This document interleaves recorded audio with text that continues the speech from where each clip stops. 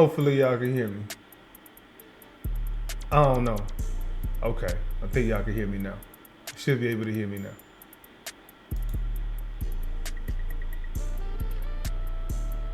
All right, I think I'm good. I think I'm good. All right, I think I'm good. Hold on, TikTok saying my microphone is muted, but my audio ain't saying that. I don't know.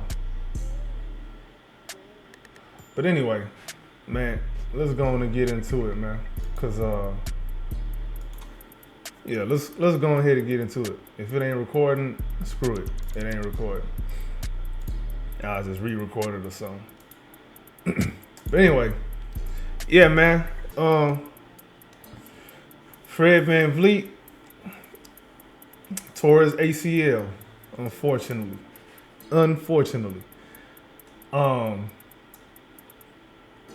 That sucks.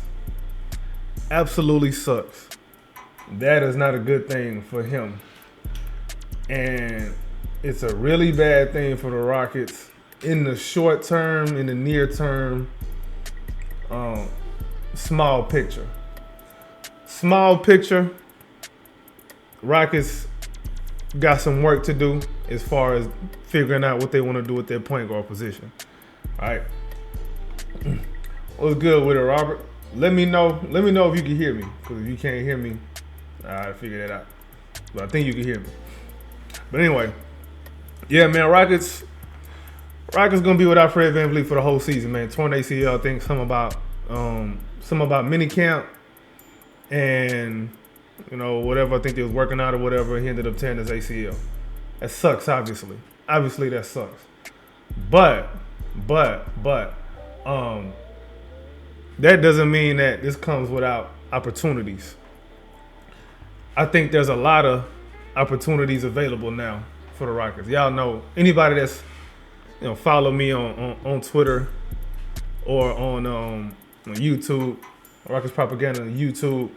Anybody that's followed me for any length of time knows my feelings on Fred VanVleet. I don't hate him. I just hate that we use him so much and use him as a crutch a lot of times.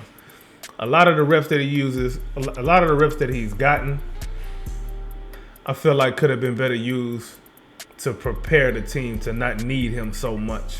I understand that we're trying to win. I get it. However, you got to think long term when your team is so young. You still got to think long term.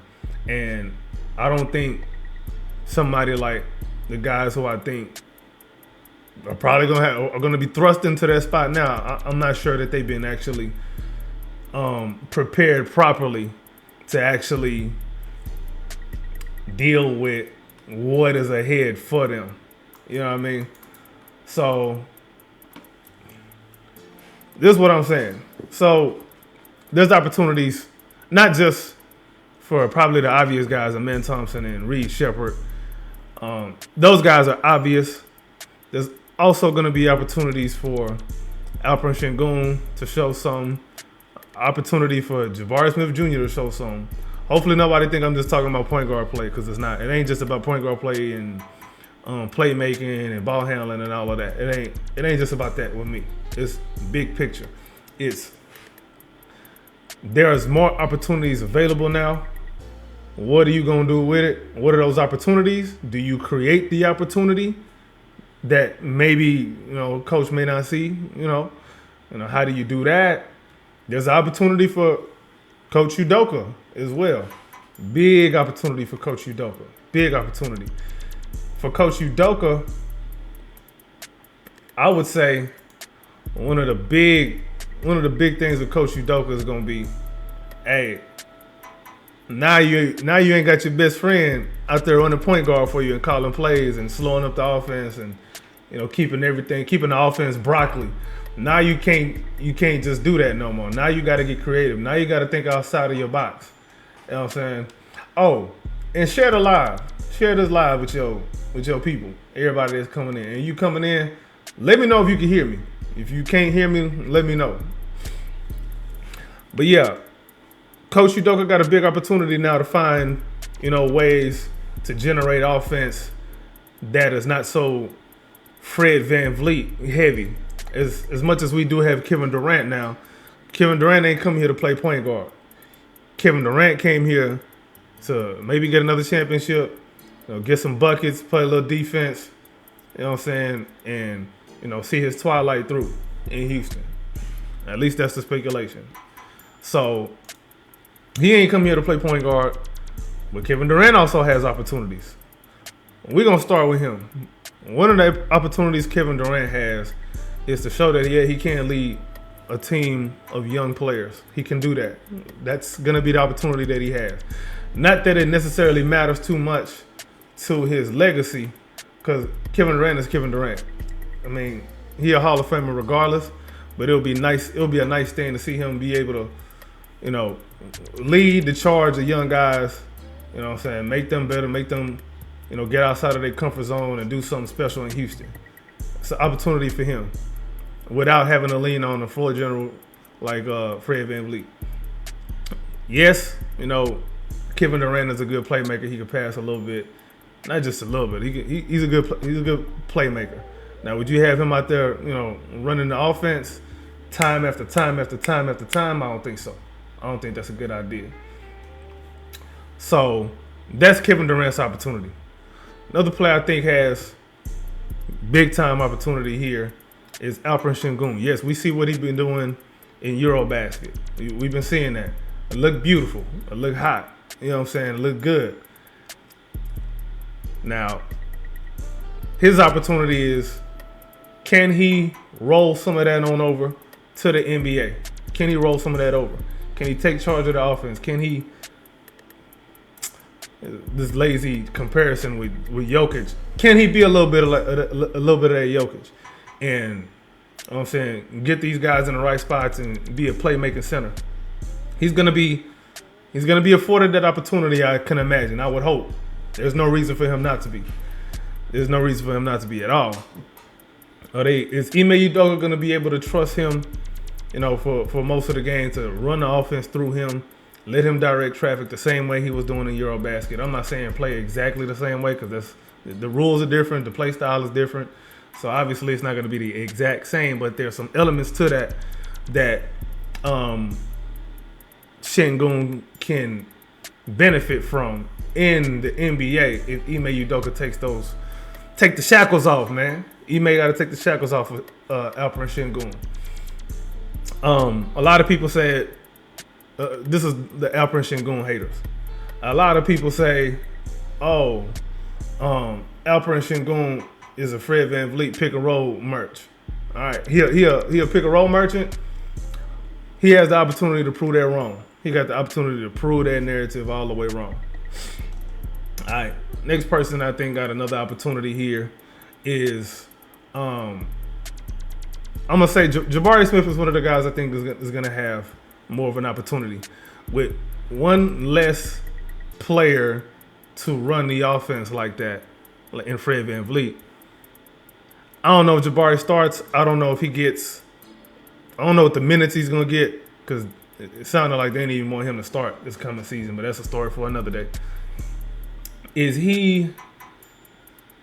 Jabari Smith Jr., has he taken a step with his ball handling? Like, as far as just getting to a spot, 1-2 dribble pull up, bucket. Can he do something simple like that? We ain't asking him to do too much, but that's an opportunity that he's going to get, because there'll be some times when maybe KD's not on the floor. Somehow, some way the ball end up in Jabari's hands. Shot clock at 5.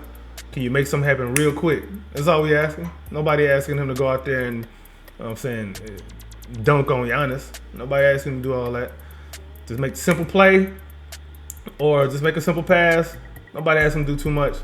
Just be a little bit more what you really are. You've shown your potential, especially in the playoffs.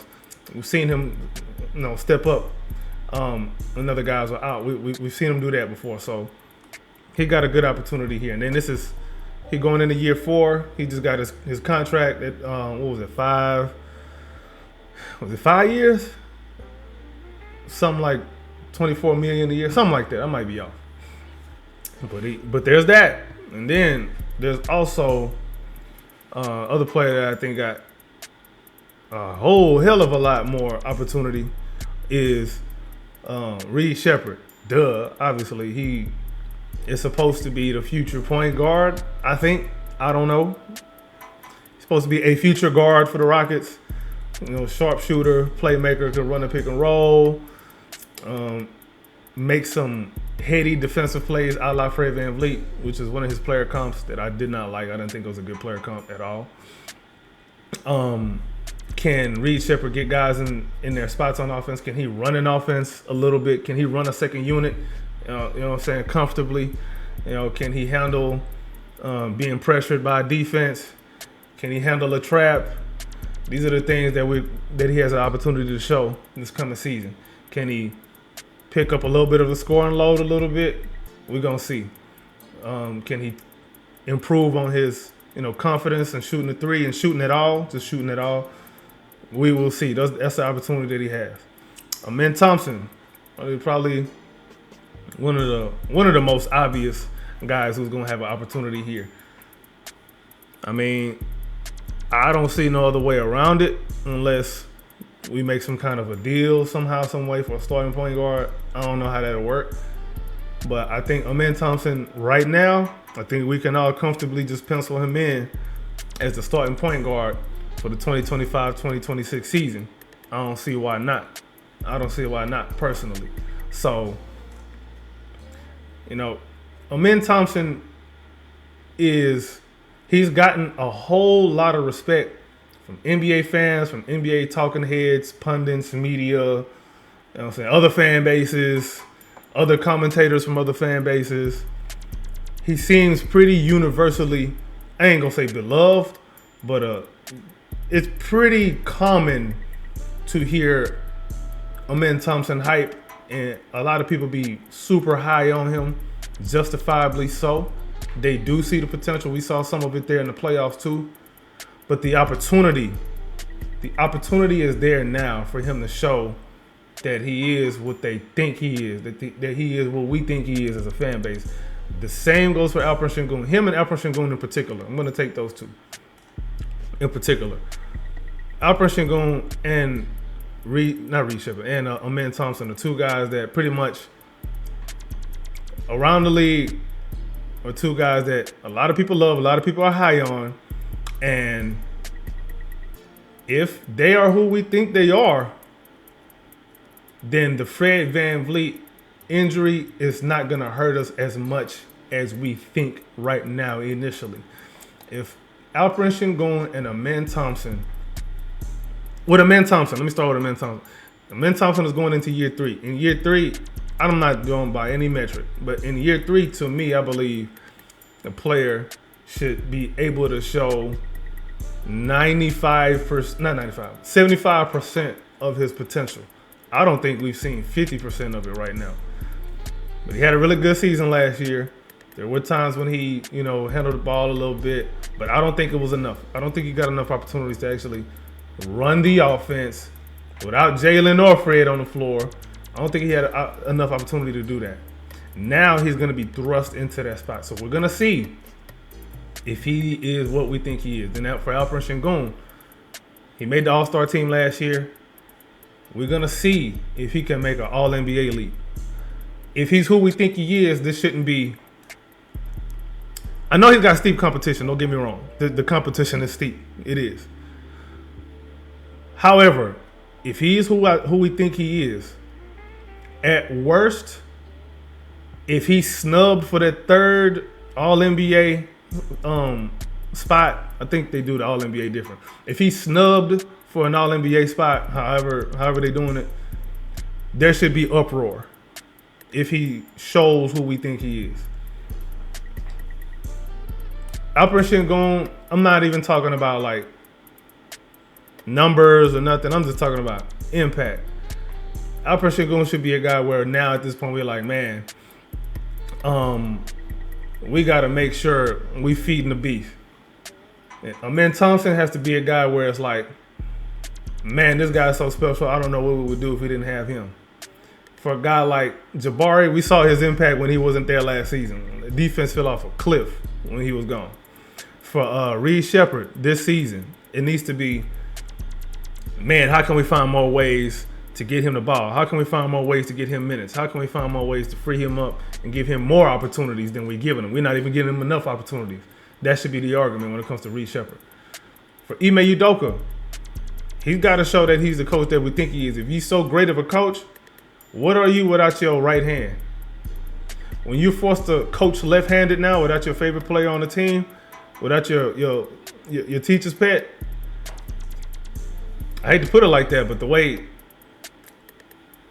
Fred, I guess you could say Fred earned it, but Fred wasn't held as accountable as other players last year, and Fred made his share of mistakes. But anyway, if Ime Udoka is the coach that he says he is, well, not that he says he is, if he's the coach that we think he is, all right, I'm not saying we're going to win a championship this season, but I'm going to say he has to do a hell of a job. He has to do a hell of a job. He's going to have to get outside of his own mind, take the shackles off of these guys on offense and let them go out there and be free to make mistakes, but know that they'll be better for those mistakes in the long run. It's okay. It really is okay, Udoka. Hell, for Rafael Stone, the GM, is he gonna? This is an opportunity for him to show how much of a good of a GM as he is.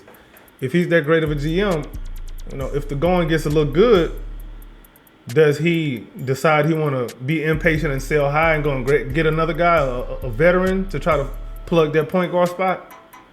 Is he going to Is he going to panic and try to trade for somebody if it ain't going too well? We shall see. Hell, if it's just going okay, and he does make a deal, and maybe let's say it looks like a deal does need to be made, how does that look? How does the deal look? Is it going to be a deal that we look at it and we're like, you know what? That's a pretty good deal. I ain't even thinking nothing like that. Do we come out on the winning end of this deal in the short term and in the long term?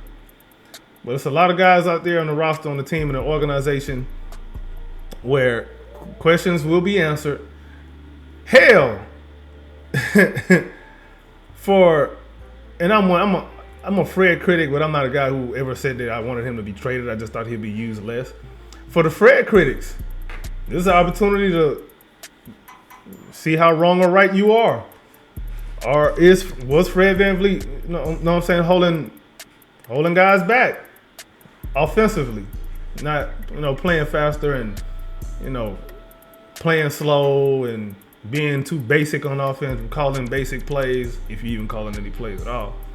A lot of people were saying Fred was a problem. I thought so too, but I thought Udoka was more of a problem on that end because he kind of leaned too heavily on Fred. Fred is not somebody you want to lean too heavily on all the time because he's not going to be consistent if you do that. He needs to have his role dialed back some, and he'll be a lot more consistent. But anyway, hopefully this thing actually recorded. It's your man's AK Infinity. Follow me on X at AK Infinity_VVS. I blanked for a second. It's because I ain't used to doing this thing on TikTok. But yeah, follow me also on the YouTube at Rockets Propaganda on YouTube. Just type that in. You should see my thing come up. Also follow me on the Rockets Round Robin. Also follow the H-Town Rundown. I just became an official member of the H-Town Rundown. So yeah, clap for me. Anyway, we out of here, man.